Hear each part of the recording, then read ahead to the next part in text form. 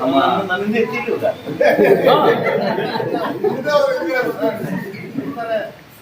ನಾವ್ ಹೇಳಕ್ಕಾಗಲ್ಲ.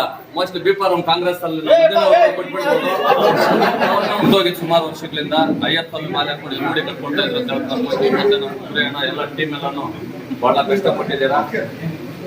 ಯಾರೋ ಹೇಳ್ತಂದ್ರೆ ಮನ್ಸು ಕೊಡ್ಬೇಕು, ಏನಾದ್ರು ಒಂದು ಮಾಡ್ಬೇಕಂದ್ರೆ ಭಗವಂತ ಆಶೀರ್ವಾದ ಮಾಡ್ಬೇಕು. ಇವಾಗ ನಮ್ಮ ಮಂಜಣ್ಣ ಅವ್ರು ಹೇಳ್ತಾರೆ ಶಾಸ್ತ್ರರು, ಆ ತಾಯಿ ಎಷ್ಟು ವರ್ಷ ಸೇವೆ ಮಾಡಿಸ್ಕೋಬೇಕಂದ್ರೆ ಆ ರೀತಿ ಸಮಾಜ ಸೇವೆ ಎಲ್ಲರ ಕೈಯಲ್ಲೂ ಮಾಡಕ್ಕೂ ಆಗಲ್ಲ.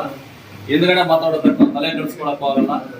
ಏನ್ ನಮ್ ಕೈಲಾಗತ್ತೆ ಅದರಲ್ಲಿ ಎಸ್ಪೆಷಲಿ ಸಾಹೇಬ್ರ ಮುಂದ್ಗಡೆ ಐತೆ. ನಮ್ ಜನಾಂಗಕ್ಕೆ ಏನೇ ಬೇಕಾದ್ರೂ ನಮ್ ಕಡೆಯಿಂದ ಆಗ್ಬೋದು, ರಾತ್ರಿ ಆಗ್ಬೋದು ನಾವು ಮಾಡ್ತೀವಿ. ಇವಾಗೂ ಈ ಸಲನು ಹಣ ಒಂದು 25 ಜನಕ್ಕೆ ಕಾಲೇಜ್ ಫೀಸು, ಸ್ಕೂಲ್ ಫೀಸು ಕಟ್ತೇವೆ. ಒಂದು ಎಕ್ಸ್ಟ್ರೀಮ್ ಆಫ್ ಕೊಡಿಸಿದ್ದೀನಿ.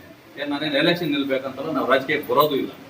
ಏನೋ ಯಾರು ದೊಡ್ಡವ್ರು ಬಂದ್ರೆ ಅವ್ರ ಹಿಂದ್ಗಡೆ ಇರ್ತೀವಿ, ಅಷ್ಟು ಬಿಟ್ಟರೆ ನಾವೇನು ಮಾಡಲ್ಲ. ನಮ್ಮ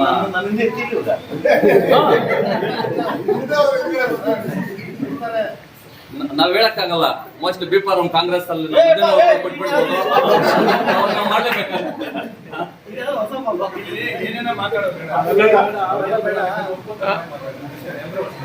ಇಲ್ಲಿ ಸೇರಿರೋ ನಮ್ಮ ಜನಾಂಗದ ಪ್ರಮುಖರಿಗೆಲ್ಲರೂ ನಾನು ಹೇಳೋದು ಇಷ್ಟೇ, ದಯವಿಟ್ಟು ಯಾರಾದ್ರೂ ಬೆಳೀತಾ ಇದ್ರೆ ಬೆಳೆಸಿ.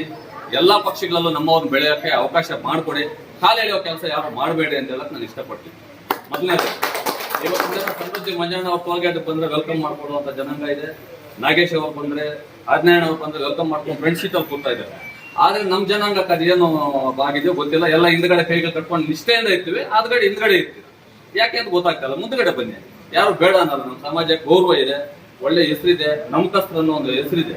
ಅದನ್ನು ಉಳಿಸ್ಕೊಳ್ಳಿ, ನಮ್ಮ ಯುವಕರು ಬೆಳೆಯಲಿ ಅಂತ ಹೇಳ್ತಾ ಇಲ್ಲಿ ಕರೆದು 2 ಮಾತು ಮಾತಾಡೋಕೆ ಅವಕಾಶ ಕೊಟ್ಟಂತ ಎಲ್ಲರಿಗೂ ಹೊಂದಿ ನನ್ನ ಮಾತು ಮುಗಿಸ್ತೇನೆ.